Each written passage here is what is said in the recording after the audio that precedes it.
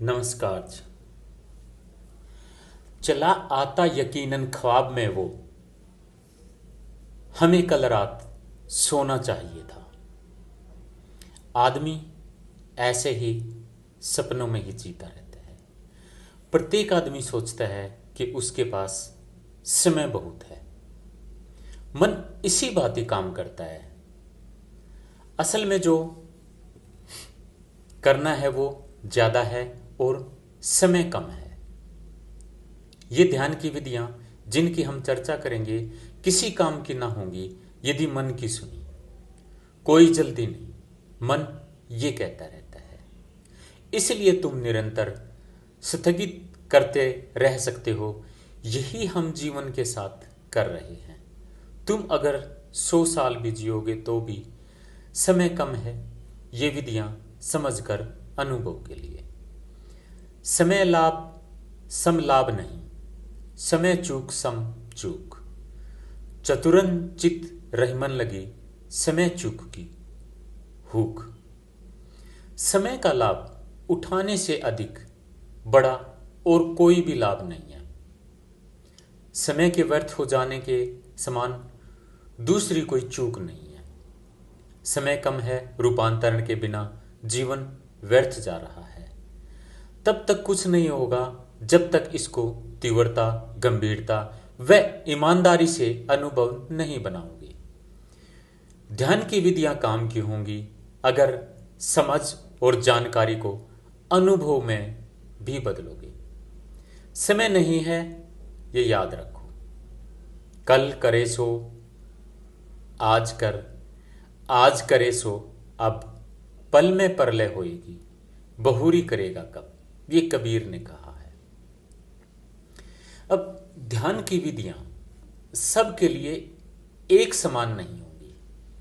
ये जो मनुष्य ध्यान कर रहा है उसके चित्त पर निर्भर करेंगी कि मनुष्य का चित्त कैसा है, उसका स्वभाव क्या है। जैसे कि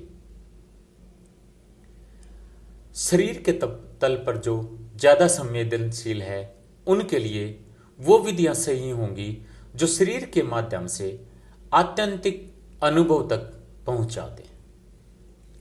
दूसरा, भाव परवन, जिनको हम नरम स्वभाव वाले भी बोलते हैं, इनके लिए भक्ति, प्रार्थना, मार्ग आदि से संबंधित विधियां उपयोगी होंगी।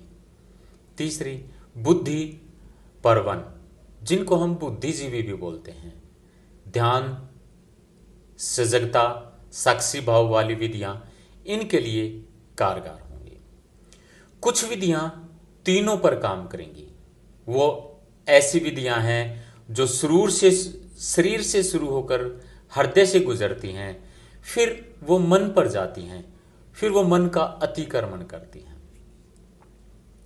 बीच बीच में हमें विधियां बदलनी होंगी।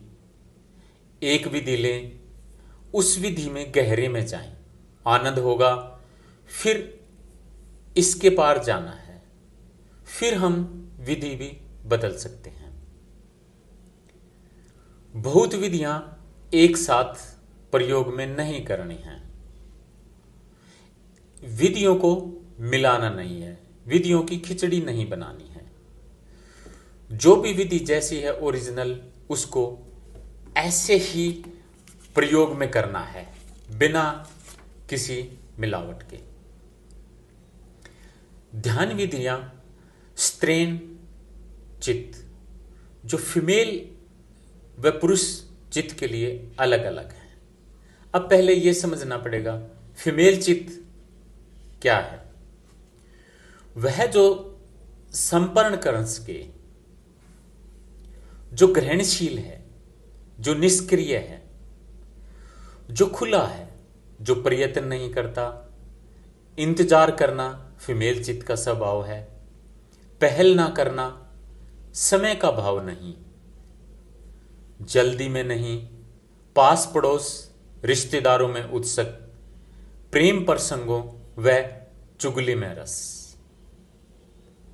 कोमल हृदय, करुणा, स्वीकार व संतोष, ये फीमेल के चित्त के स्वभाव हैं। अब पुरुष चित्त, पुरुष चित्त को समय का बोध होता है। अहंकार पुरुष चित्त का लक्षण है। आत्मसम्मान ये भी पुरुष चित्त का लक्षण है।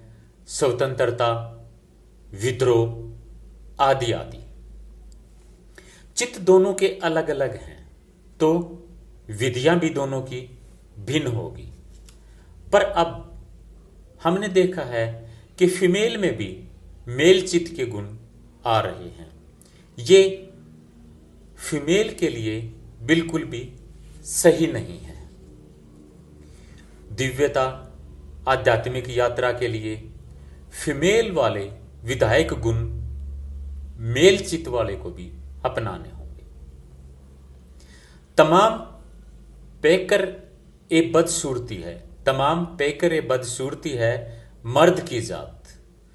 मुझे यकीन है मर्द खुदा नहीं हो सकता।